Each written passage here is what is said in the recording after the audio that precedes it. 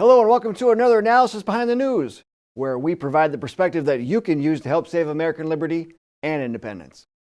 President Trump has been doing a victory lap since the conclusion of the Mueller investigation, which found no evidence of Russia collusion. Since then, the president has dropped a bombshell by suggesting that it's time to push back against what he classified as treasonous things against our country. As reported by thenewamerican.com, Alex Newman wrote about the sentiment of those interested in seeking justice prevail. He wrote, "But this is not over. Indeed, a lot of concerned Americans want to see justice served for what they view as a subversive deep state scheme to terrorize Trump and potentially reverse the will of the American people by unseating the elected president." So think about that, a deep state scheme to unseat the elected president. Now, mentions of the deep state conjures up images of a shadowy government made up of various elements. If you've been paying attention, you've seen the visceral reaction that the media, the entrenched federal bureaucracy, and many hard leftists, as well as globalists in both of the main political parties, have had to Trump's America First agenda. Policies like immigration that even they had supported in the past, which are now considered politically toxic. So, of course, they're against it merely because Trump is for it. These shadowy government elements exist to continue a particular agenda. Coordination among these elements has never been so obvious as it has been since Mr. Trump took office. But the deep state itself is not purely an American phenomenon.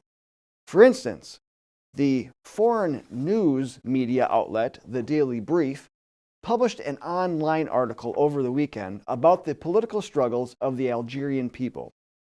They wrote, "Hundreds of thousands of Algerians, predominantly youths, protested for a fifth consecutive Friday last week, maintaining momentum behind the anti-government demonstrations that began on February 16th. Further into the article, they wrote, "The opposition is demanding the dismantlement of the deep state structures that have ruled Algeria since 1991, an elite group of military officers and business leaders known collectively as le pouvoir, the power," which is loosely translated. So just who are these people? Now, longtime head of the state for Algeria is President Bouteflika. He has been in office since 1999. He is also president of the political party that put him into power, which is the National Liberation Front. Now, an interesting note about that, the John Birch Society founder Robert Welch described the National Liberation Front as communist terrorists back in 1960 in an issue of the American Opinion magazine. These are the people behind the power in Algeria. Within the same magazine article, Mr. Welch went on to state that our government is constantly helping the FLN terrorists and weakening the realistic anti-communist stand of the present French government. Now, Algeria was still a French colony until 1962. All right. It is also typical of the literally hundreds of subtle ways in which Washington is actively aiding communist regimes and communist factions all over the world. And Mr. Welch then concluded that nobody wants to face these facts, and only a comparatively few well-informed patriots are willing to draw from them the terrifying conclusions that are objectively inescapable. And among these are, well, let me just pull the actual document here. These terrifying conclusions are: number one, the communists win their large victories through the cumulative effect of small gains. Number two, they make these gains chiefly through the conniving assistance of many of the very diplomats and officials who are supposed to be opposing them.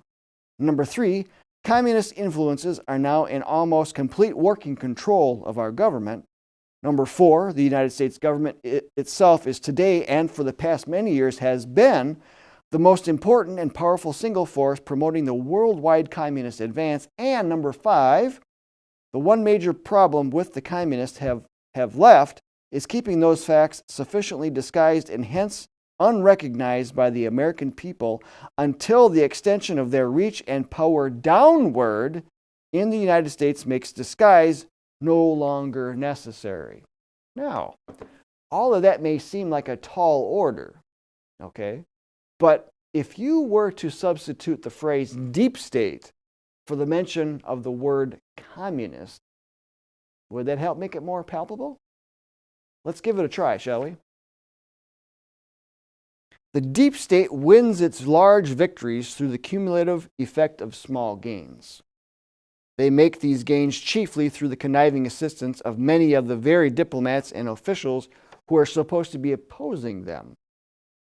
Number 3, deep state influences are now in almost complete working control of our government. Number 4, the United States government itself is today and for the past many years has been the most important and powerful single force promoting the worldwide deep state advance. And number 5, the one major problem which the deep state has left is keeping these facts sufficiently disguised and hence unrecognized by the American people until the extension of their reach and power downward in the United States makes disguise no longer necessary. So if that helps to make more sense to you, then let us introduce you to what Mr. Welch was pointing to. And looking at countries around the world, you will get an understanding of what deep state forces exist. Their number one objective is usually domination of the people by the state. That should sound like communism to you.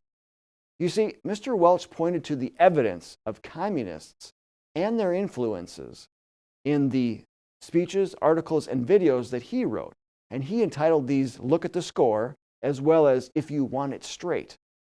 He outlined communist subversion throughout the world to demonstrate that what is happening isn't an accident, that there is organization behind it, and that it will eventually lead to world government under a new world order, if you will.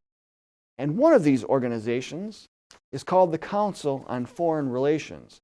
To give you an idea of their role in building world government, we recommend this book, In the Shadows of the Deep State.